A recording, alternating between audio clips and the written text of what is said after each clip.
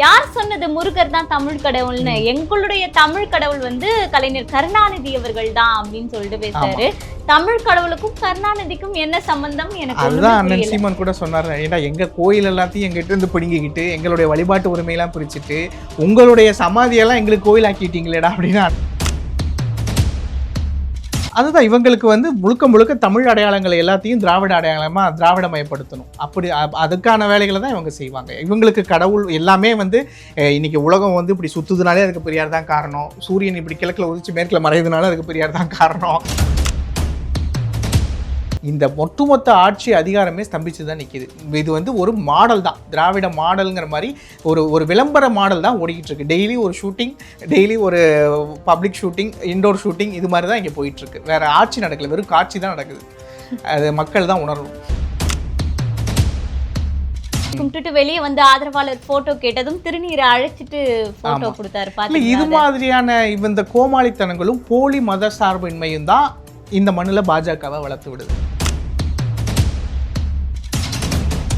சீமான் ஆடு மேய்க்க சொல்றார்.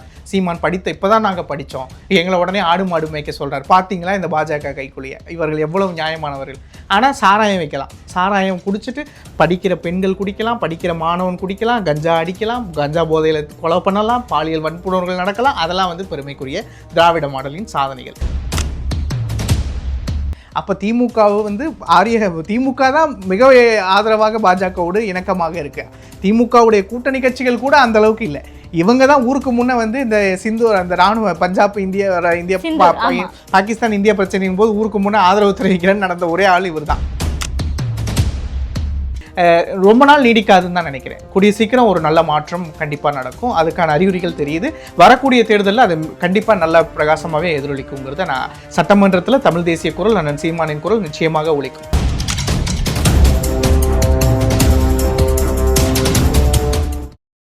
அன்பு வணக்கம். இன்று நம்மோடு நேர்காணலில் இணைந்திருப்பவர் நாம் தமிழர் கட்சியின் கொள்கை பரப்பு செயலாளர் சேலம் பார்த்திபன் அவர்கள். வணக்கம். வணக்கம். பவன் கல்யாண் அவர்கள் முருகன் மாநாட்டுக்கு வந்தாருன்னு வச்சுக்கோங்களேன்.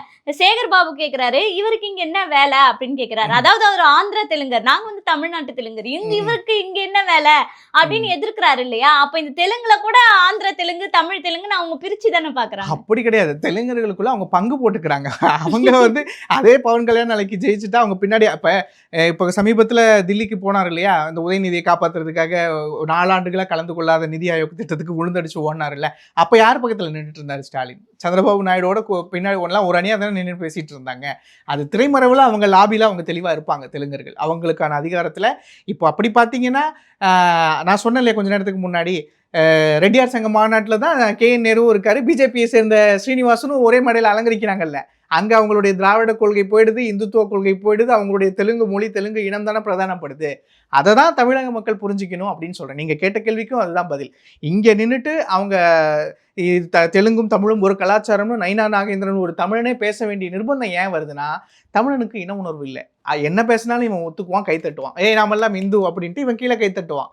ஆனால் அது அந்த மொழி உணர்வு இவனுக்கு கிடையாது. அதுதான் பிரச்சனை. இன்னொன்னு சார், இந்த மாநாடுலாம் நடந்து முடிந்த உடனே அன்புல் மகேஷ் அவர்களிடம் பத்திரிகையாளர் கேட்கும்போது, யார் சொன்னது முருகர் தான் தமிழ் கடவுள்னு? எங்களுடைய தமிழ் கடவுள் வந்து கலைஞர் கருணாநிதி அவர்கள் தான் அப்படின்னு சொல்லிட்டு பேசுறாரு. தமிழ் கடவுளுக்கும் கருணாநிதிக்கும் என்ன சம்பந்தம்? எனக்கு அதுதான் அண்ணன் சீமான் கூட சொன்னார். ஏன்னா எங்க கோயில் எல்லாத்தையும் எங்கிட்ட இருந்து பிடுங்கிக்கிட்டு எங்களுடைய வழிபாட்டு உரிமையெல்லாம் பிரிச்சுட்டு உங்களுடைய சமாதியெல்லாம் எங்களுக்கு கோயில் ஆக்கிட்டீங்களேடா அப்படின்னு அண்ணன் பேசுறாங்க. சமாதியில கோவில் எல்லாம் வரைஞ்சு இது பண்ணாங்க. இதே வேவா வேலு தானே போய் பஜனை பாடிக்கிட்டு இருந்தாங்க. அவங்களுக்கு கடவுள் கருணாநிதி தான், திராவிட கடவுள். தமிழ் கடவுள்னு சொல்லக்கூடாது, திராவிட கடவுள்.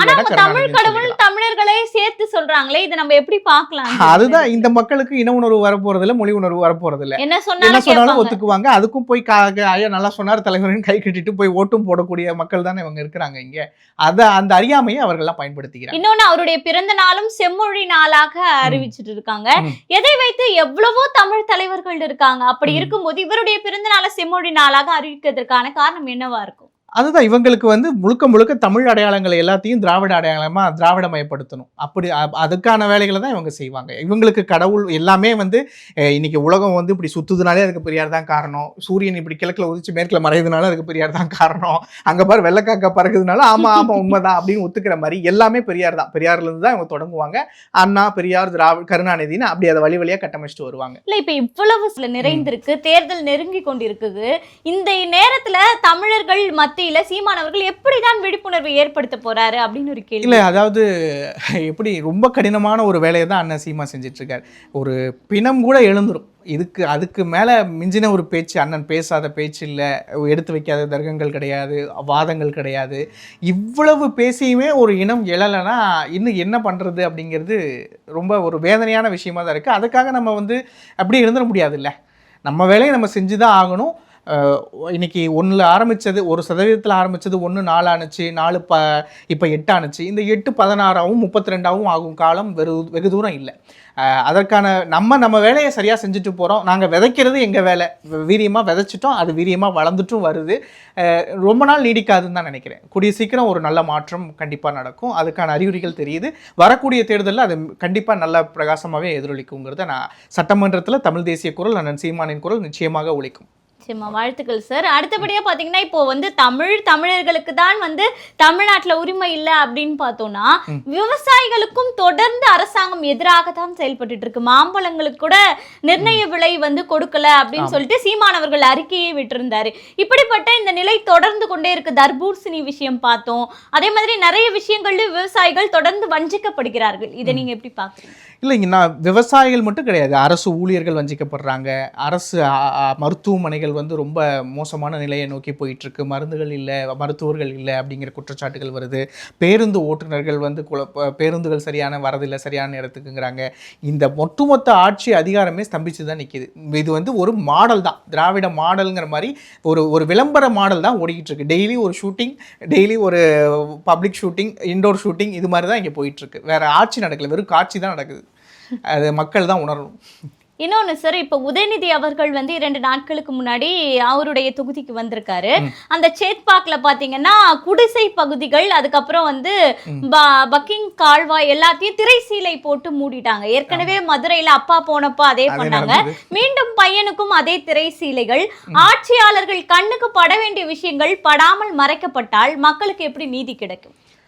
அது ஒரு முழுக்க ஒரு கோமாளிகளின் ஒரு மாடல் ஆட்சி தானே நடக்குதுங்க. அப்போ இந்த மாதிரியான வேலைகளை தான், அதாவது சீப்பை ஒளிய வச்சுட்டா கல்யாணம் நின்று போயிடுங்கிற கதையா, சாக்கடையை மறைக்கிறது, அதை மறைச்சிட்டா எல்லாமே இப்போ மாறிடுமா? அதை அவங்களெல்லாம் தேர்ந்தெடுக்கிறாங்கல்ல இந்த மக்கள், அவங்க இதை வந்து கண்ணார பார்க்கணும்.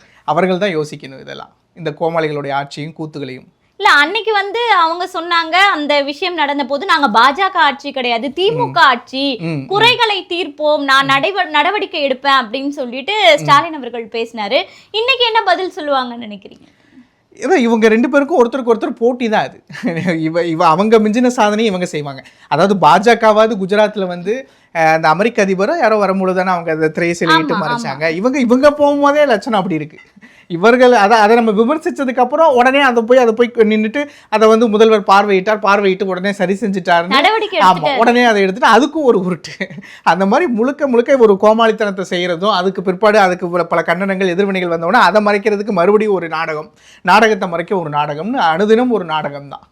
அப்படிதான் போயிட்டு இப்படிதான் இவங்க தான் பண்றாங்கன்னு பார்த்தா கூட்டணி கட்சிகளும் சும்மாவே இருக்கு. அவங்க பக்கவாத்தியங்கள், துணை நடிகர்கள், அவங்க அதுக்கு எல்லாத்துக்கும் ஒற்றுவாங்க. அதே மாதிரி திருமாவளவன் அவர்கள் கோவிலுக்கு போனாரு, சாமி கும்பிட்டுட்டு வெளியே வந்து ஆதரவாளர் போட்டோ கேட்டதும் திருநீரை அழைச்சிட்டு போட்டோ கொடுத்தாரு. பாத்தீங்களா? இது மாதிரியான இந்த கோமாளித்தனங்களும் போலி மத சார்பின்மையும் தான் இந்த மண்ணுல பாஜகவை வளர்த்து விடுது.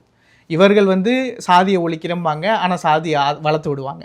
மதத்தை எதிர்க்கிறோம், மதவாதத்தை எதிர்க்கிறோம்பாங்க, அதை மதவாதத்தை வளர்த்து விடுவாங்க. இப்போ இதை பார்க்கும்போது அந்த ஒரு சாமானிய எந்த புரிதலும் திராவிடம் தேசியம், தமிழ் தேசியம், இந்து தேசியம்லாம் புரியாத ஒரு சாமானியன் என்ன நினைப்பான்? இவன் என்ன நம்ம மதத்துக்கு எதிராக இருக்கான், இப்போ இவங்கெல்லாம் நம்ம மதத்தை ஒழிக்க நடந்துக்கிறாங்கன்னு அந்த பாஜக வைக்கிற வாதத்தை இவங்க நியாயப்படுத்துகிற மாதிரி தான் இதெல்லாம் போயிடும். அப்போ இந்த மிகைப்படுத்தப்பட்ட இந்த மதவாதத்துக்கு எதிராக நாங்கள் நிற்கிறோன்னு இவங்க செய்கிற இந்த போலி நடவடிக்கைகள், போலி எதிர்ப்புகள், அதெல்லாம் தான் இந்த மண்ணில் பாஜகவை வளர்த்து விடுது. அந்த வேலையை தான் இவங்க செஞ்சிட்ருக்காங்க. சரி, அப்படிதான் களம் இருக்கா அப்படின்னு பார்த்தா அப்படியும் இல்ல, சிறிது வேறுபடுது அப்படின்னு சொல்லக்கூடிய வகையில டிஎம்கே விசஸ் டிவிகேன்னு சொல்லி மாற்றி களத்தை கொண்டு போறாங்கல்ல. அதாவது ஏடிஎம்கேவும் வந்து ஆக்டிவா இல்ல, நாம் தமிழர் கட்சியும் ஆக்டிவா இல்ல அப்படின்னு ஒரு பிம்பத்தை உருவாக்குகிறார்கள் ஆட்சியாளர்கள். இதை எப்படி பாக்குறீங்க? அதை நீங்களே சொல்லிட்டீங்க, பிம்பத்தை உருவாக்குறாங்க. இவங்க வந்து எப்படின்னா அந்த இப்போ அதிமுகவை பலவீனப்படுத்துற மாதிரி இந்த மீடியாக்கள் காட்டுது. நாம் தமிழர் கட்சி அனுதினம் மக்கள் போராட்டங்களை கார்ட்டூன்லாம் பார்த்திருப்பீங்க எடப்பாடி அவர்கள். அனுதினம் நாம் தமிழர் கட்சி மக்கள் போராட்டங்களை முன்னெடுக்குது. இப்போ அதில் வெற்றியும் காண்றோம். இப்போ பார்த்தீங்கன்னா சமீபத்தில் அந்த திருச்செந்தூரில் நடந்த போராட்டத்துக்கு அப்புறம் இப்போ தமிழிலேயே குடமுழுக்கு நடத்தப்படும்ங்கிறது அறிவிப்பு வந்துருச்சு. ஆடு மாடுகளுக்கு பேசுகிறோம், கல்லுக்காக தொடர்ந்து அண்ணன் பேசுகிறாரு. இது மாதிரி நாம் தமிழர் கட்சி மக்களோடு மக்கள் பிரச்சனைகளுக்கு களத்தில் நிற்கிது. நாங்கள் வீரியமாக செயல்பட்டு தான் இருக்கோம். அதை இந்த ஊடகங்கள் நேர்மறையான செய்திகள் எதையும் வெளியிட போகிறதில்ல, எதிர்மறையான செய்திகளுக்கு முக்கியத்துவம் கொடுப்பாங்க. இப்படி எதிர்கட்சிகளை வந்து அவங்க வந்து ஒரு அணியில் சேர விடாமல் இல்லைன்னா பலவீனப்படுத்தி போலியான ஒரு போட்டி இருக்கிறதா தோற்றத்தை உருவாக்குற வேலையை தான் இவங்க செய்வாங்க. அது வளமையாக செய்கிறது தான் இந்த திமுக சார்பு ஊடகங்கள். அது மக்கள் மத்தியில் இதுக்கு மேலே எடுபடாது. இப்போ எல்லாரும் இப்போ அந்த விவாத நிகழ்ச்சிகளுக்கெல்லாம் பார்வையாளர்களே இல்லாமல் போயிடுச்சு இல்லை, நீர்த்து போயிடுது இல்லை. அந்த சேனல்கள்லாம் நீங்கள் நஷ்டத்தில் எங்குது, பார்வையாளர்களே இல்லை அப்படிங்கிற நிலைமைனா இந்த மாதிரியான போலி கருத்துருவாக்கங்கள், போலி பிரச்சாரங்களை தொடர்ந்து மேற்கொள்றதுனால தான் இன்றைக்கி அது வலுவிழந்து போயிடுச்சு. உங்களை மாதிரியான இணையதள சார்ந்து வலையொலிகள் தான் இன்றைக்கி ஆதிக்கம் செலுத்துது. நிச்சயமா சார். அதே மாதிரி இந்த கல்லில் இறக்கும் போராட்டத்தில் கூட ஜாதிகள் இல்லையடி பாப்பான்னு எழுதி கொண்டு தான் சீமான் அவர்கள் பனைமரம் ஏறினாரு. அதையே அவர் வந்து குலத்தொழிலை ஊக்குவிக்கிறார் அப்படின்னு சொல்லிட்டு வன்னியரசு போன்றோர் பேசினாங்க. இப்போ ஆடு மாடுகள் மேய்க்கும் அந்த போராட்டம் நடத்தினாரு அப்படின்னா இதை எப்படி பார்ப்பாங்க, பேசுவாங்க? அதுவும் ஒரு குலத்தொழில் அப்படின்ற ஒரு கட்டமைப்பை உருவாக்கிடுவாங்களா? இல்லை, இவங்க தொடர்ச்சியாக அண்ணன் வந்து ஆடு மாடு மேய்க்கிறது அரசு பணின்னு சொல்லும்போது அவ்வளவு கேலி, அவ்வளவு கூத்துகள்லாம் வருது. ஆனால் யதார்த்தத்தில் பார்த்தீங்கன்னா அதான் இவங்களுக்கு வேடிக்கையாக தான் தெரியும். இந்த சாராய வியாபாரிகளுக்கு, சாராயத்தை விற்று அதன் மூலமாக அரசு நடத்துகிற இந்த சாராய வியாபாரிகளுக்கு நேர்மையின் பால், உழைப்பின் பால், இந்த மண் சார்ந்த தொழில்கள் எதுவுமே கேலிக்குரியதாக தான் இருக்கும். இன்றைக்கி இது வந்து ஒரு ஒரு உளவியல் சிக்கல்னு வச்சுக்கோங்களேன். இப்போ வந்து நீங்கள் கடைக்கு போய் என்ன கேட்க முடியும்? ஒரு சிகரெட் கொடு, ஒரு பான்பரா கொடு, என் கஞ்சா கூட ஆன்லைனில் ஆர்டர் பண்ணி சுதந்திரமாக இந்த தமிழ்நாட்டில் வாங்க முடியும். ஆனால் ஒரு கடலை மிட்டாய் கொடுன்னு கேட்டிங்கன்னா உங்களை மேலங்களும் பார்ப்பாங்க, கூச்சப்படுறாங்க. ஒரு நல்லதை கேட்குறதுக்கு அது எதோ கெடுதலா, அது உடம்புக்கு நல்லது, அது நல்ல ஒரு தின்பண்டம். அதை போய் கடையில் கடலை மிட்டாய் கொடுங்கன்னா அப்படி ஒரு நிமிஷம் உங்களை 4 பேர் கவனிப்பான். ஆனால் நீங்கள் ஒரு சிகரெட் கொடுன்னு கேட்டிங்கன்னா உங்களுக்கு கவனிக்க மாட்டான். ஊர் நாடு அது மாதிரி அப்போது அந்த கௌரவ குறைச்சல்னு ஒன்று இருக்குது பார்த்தீங்களா, இது வந்து பெருமை. சிகரெட் கோல்ட் ஃப்ளாக் கொடுங்க, கிங்ஸ் கொடுங்க அப்படின்னா அதை வந்து ஒரு பெருமை. யாரும் அதை வந்து கீழிக்குரியதாக பார்க்க போகிறதில்ல. ஆனால் ஒரு கடலை மிட்டாய் கொடுங்கன்னு சொன்னீங்கன்னா உங்களை ஒரு நிமிஷம் எல்லாம் திரும்பி பார்ப்பான். ஒரு உளவியல் சிக்கல் இருக்குது பார்த்தீங்களா. சரியானது எல்லாம் கீழமையாகவும், அது வந்து கேவலமானதாகவும், தவறானதெல்லாம் பெருமையாகவும், கொண்டாட்டத்துக்குரியதாகவும் ஒரு உளவியலை பூத்தராங்கல்ல, அது மாதிரி தான் இது. ஆடு மாடு மேய்ப்பதுங்கிறது காலகாலமாக நம்ம செஞ்சிட்டு இருந்த மண் சார்ந்த தொழில். அதில் வருமானம் இருக்குது. அதை வந்து உடனே கேலிப்படுத்துறது. சீமான் ஆடு மேய்க்க சொல்கிறார், சீமான் இப்போ தான் நாங்கள் படித்தோம், எங்களை உடனே ஆடு மாடு மேய்க்க சொல்கிறார். பார்த்தீங்களா இந்த பாஜக கைக்குள்ளிய இவர்கள் எவ்வளவு நியாயமானவர்கள். ஆனால் சாராயம் வைக்கலாம், சாராயம் குடிச்சிட்டு படிக்கிற பெண்கள் குடிக்கலாம், படிக்கிற மாணவன் குடிக்கலாம், கஞ்சா அடிக்கலாம், கஞ்சா போதையில் கொலை பண்ணலாம், பாலியல் வன்புணர்வுகள் நடக்கலாம். அதெல்லாம் வந்து பெருமைக்குரிய திராவிட மாடலின் சாதனைகள். ஆனால் ஒரு மண் சார்ந்த தொழிலை கல் அல்லது கல் உணவுன்னு சொல்கிறோம், அதை வந்து இவங்க கேலி பண்ணுவாங்க. ஆடு மாடு மேய்ப்பது நம்மளோட அவமானம் அல்ல, அது நம்மளுடைய இனமானம், அது நம்ம தொழில், அதில் வருமானம் இருக்குடா, பாலில் தான் வருமானம் இருக்குது, பொருளாதாரம் இருக்குது, சாராயத்தில் இல்லைன்னு சொன்னால் அது கேலிக்குள்ளாக்கப்படும். நாங்கள் பாஜக கைக்குழுகள் அப்படி தான் இருக்குது. இதை அறிவு சார்ந்த தளத்தில் இப்போ இன்றைக்கி எத்தனையோ காணொலிகள்லாம் எடுத்து போடுறாங்க. மேற்குலகத்தில் இருக்கக்கூடிய அரேபிய நாடுகள் இருக்கவங்க, இங்கே பாரு இந்த பனகருப்பட்டிக்கு இவ்வளோ விலை, கரும்புக்கு இவ்வளோ விலை, அண்ணன் சீமான் சொல்கிறத கேட்டுக்கங்கடா, அதில் பொருளாதாரம் இருக்குது, அதை பாருங்கள் அப்படின்லாம் இன்றைக்கி காணொலிகள் அனுதினம் வந்துக்கிட்டு தான் இருக்குது. இது வந்து தொடர்ச்சியாக இந்த திராவிட மாயை, திராவிட மீடியாக்களால் கட்டமைக்கப்படுற ஒரு போலி உளவியல் தான் இது. இதை வந்து இப்போ ஆடு மாடு மேய்க்கிறதுனா படித்த இளைஞர்கள் எல்லாத்தையும் ஆடு மாடு மேய்க்க வர சொல்லலான்னு, வயதில் முதியவர்கள் அவங்க தொழில் இல்லாமல் இருக்கவங்களுக்கும் அரசு வேலை, அவங்க ஆடு மாடு மேய்ப்பாங்க. அதை நிர்வகிக்கிற அதுல கணினி சார்ந்த வேலைகள் படித்த இளைஞர்களுக்கு. அதான் அண்ணன் சொல்றேன். அது மாதிரி இப்ப வெளிநாடுகள்ல இருக்கு இல்லையா, ஆடு மாடுகளை வந்து மானிட்டர் பண்றதுக்கு கம்ப்யூட்டர் இருக்கு, அதுக்கு அவங்க ஒரு ரூம், கண்ட்ரோல் ரூம் இருக்கு, அதுல பால் கறக்கிறதுக்கு எலக்ட்ரானிக் எக்யூப்மெண்ட்ஸ் இருக்கு. அது மாதிரி தொழில்நுட்பம் சார்ந்த வேலைகளை படித்த மாணவர்கள் செய்ய போகிறாங்க. அந்த ஆடு மாடு மேய்க்கும் வேலைகளை படிக்காதவர்களும் வயதில் மூத்தவர்களும் பெண்களும் அவங்க கிராமப்புறத்தில் இருக்கிறோம் அவங்க செய்ய போகிறாங்க. அதை உடனே படித்த இளைஞர்களையும் ஆடு மாடு மேய்க்க சொல்லிட்டார். அதுதான் இவங்களுக்கு நம்ம என்ன சொல்றோங்கிறது பிரச்சனை இல்லை, யார் சொல்றாங்கங்கிறது தான் பிரச்சனை. அண்ணன் சீமான் சொல்றது தான் பிரச்சனை. இதையே நாளைக்கு இவங்க இந்த திராவிட புரட்சியாளர்கள் பேசிட்டு ஆஹா இதெல்லவா மாற்று பொருளாதாரம்னு வாய்களையே பேசுறதுக்கு அதுக்கு ஆதரவு கொடுக்கறதுக்கும் ஆட்கள் இருக்க தான் செய்றாங்க. நீங்க பேசும்போது ஒரு வார்த்தையை கவனிச்சேன், எங்களை வந்து பாஜகவின் கைக்கூலின்னு அடிக்கடி சொல்றாங்க அப்படின்னு. தொடர்ந்து இந்த விமர்சனங்கள் தான் ஆரம்ப காலத்துல இருந்து இன்று வரை வைத்துக் கொள்ளப்படுது. இதை நீங்க எப்படி பாக்குறீங்க சார், ஒரு நாம் தமிழர் கட்சியை சேர்ந்தவரா? இதை வந்து ஒரு என்ன சொல்ற காலங்காலமா சொன்னால் அதை வந்து இவங்க என்ன நினைக்கிறாங்கன்னா ஒரு ஒருவேளை மக்களும் யோசிப்பாங்களா, ஒருவேளை அப்படிதானோ தொடர்ந்து இதே வார்த்தையை வச்சிட்டு இருக்காங்களே, ஒருவேளை அப்படிதானோன்னு யோசிப்பாங்கன்னு நினைக்கிறீங்களா? ஒரு பொய்யை தொடர்ச்சியா சொல்றதுனால அது உண்மையாயிடாது. அவங்க அந்த பிரச்சார பொய் பரப்புரையே சொல்லிட்டு அவன் பாஜக கைக்கூலின்னு பின்னாடி போய் கை கொடுக்கறது திமுக தான். எந்த இடத்துல திமுக பாஜக வன்மையா எதிர்த்திருக்கு. இன்னைக்கு பாஜகவை எதிர்க்குகின்ற மாநில கட்சிகள் எல்லாம் என்னென்ன நிலைமைக்கு ஆளாகிறாங்கிறத நீங்க பார்க்க முடியும். டெல்லியில அரவிந்த் கெஜ்ரிவால், பஞ்சாப்ல ஆளுங்கட்சியாக இருக்கக்கூடிய அதே ஆம் ஆத்மி என்ன சிக்கலுக்கு உள்ளாகுது, மேற்கு வங்கத்தில் மம்தா பானர்ஜி என்ன சிக்கலுக்கு உள்ளாகிறாங்க, ஹைதராபாத்தில் தெலுங்கானாவில் வந்து அந்த முதல்வருடைய பெண் கவிதா அவங்கள எந்த அளவுக்கு கார்னர் பண்ணுறாங்க. ஆனால் திமுக மட்டும் எந்த ஒரு சிக்கலும் இல்லாமல் அழகாக இருக்காங்க. அதே மாதிரி இந்த சமீபத்தில் இந்த இடி பிரச்சனையில் கூட பாருங்கள், அவ்வளோதான் உதயநிதியை தூக்க போகிறாங்க, முக்கிய தலைகள் உள்ள போகுதுன்னாங்க. ஆனால் ஒன்றுமே இல்லை, அப்படியே நீர்த்து போயிடுச்சு. அப்போ திமுக வந்து திமுக தான் மிக ஆதரவாக பாஜகவோடு இணக்கமாக இருக்கு. திமுகவுடைய கூட்டணி கட்சிகள் கூட அந்த அளவுக்கு இல்லை. இவங்க தான் ஊருக்கு முன்னே வந்து இந்த அந்த ராணுவ பஞ்சாப் பாகிஸ்தான் இந்தியா பிரச்சனையின் போது ஊருக்கு முன்னே ஆதரவு தெரிவிக்கிறேன்னு நடந்த ஒரே ஆள் இவர் தான். பாஜக முதல்வர்கள் கூட இந்த மாதிரியான நடவடிக்கைகளை செய்யல, பாஜக ஆதரவு கூட்டணி கட்சிகள் செய்யல. முற்றிலும் எதிர் அணியில் இருக்கக்கூடிய இவர் தான் ஊருக்கு முன்னே போய் நான் ஆதரவு தெரிவிக்கிறேன்னு அந்த மாதிரி ஒரு அறிவிச்சாங்க. ஆமா, இது முழுக்க அது மக்கள் பார்க்க தானே போறாங்க. யார் உண்மையாலும் பாஜகவை எதிர்க்கிற மாதிரி யார் நடிக்கிறா, பின் திரைமறைவில் யார் ஒன்றா நிற்கிறாங்கிறத மக்கள் பார்த்து தெரிஞ்சுக்குவாங்க. இன்னொன்று இறுதியாக இந்த முருக கடவுள் பற்றி நம்ம பேசிட்டு வரக்கூடிய நேரத்தில் கனிமொழி அவர்கள் ஒரு வார்த்தை சொன்னாங்க, எங்களுக்கு இரண்டுமே இரு கண்கள் தான், எங்களுக்கு வந்து நம்பிக்கையின்மையும் இருக்கு, நம்புறவங்களையும் நாங்கள் விட மாட்டோம், இரண்டுமே எங்களுடைய இரு கண்கள் தான் அப்படின்ற மாதிரி பேசியிருந்தாங்க. அவங்க என்ன சொல்ல வராங்கன்னு எனக்கு புரியல சார், உங்களுக்கு எதாவது புரிஞ்சுதா? இல்லை, இது வந்துட்டு அதே தான், தென்னை மரத்தில் ஒரு குத்து பனை மரத்தில் ஒரு குத்து, ஒன்று தலைன்னு சொல்லி இல்லை தளபதினு சொல்லுங்கிற மாதிரி நான் பேட்டியினுடைய தொடக்கத்திலே சொன்னேன்ல. அவங்களும் எல்லாருமே சத்தியராஜிகள் தான், எல்லாரும் கனிமொழிகள் தான், எல்லாரும் சத்தியராஜிகள் தான், எல்லோரும் சந்தர்ப்பவாதிகள், பிழைப்புவாதிகள். அவங்களுக்கு ஆதாயம்னா முதல்ல ஒன்று எதிர்ப்பாங்க நீங்கள் சொன்னீங்கன்னா, இல்லை அது மக்கள் மத்தியில் ஆதரவை பெறுது, அதுக்கு வரவேற்பு இருக்குன்னா அப்புறம் அப்படியே பல்ட்டி அடிச்சு ஆமாங்க அதுதாங்க உண்மை, நாங்கள் தாங்க உண்மையான முருக பக்தர்கள்ன்றுவாங்க. அந்த நிலைமைக்கு தான் வருவாங்க. முதல்ல வந்து நீங்கள் வந்து முருகர் எங்கள் முப்பாட்டன்னா அதை கேலி பண்ணுவான், அதை கிண்டல் அடிப்பான்.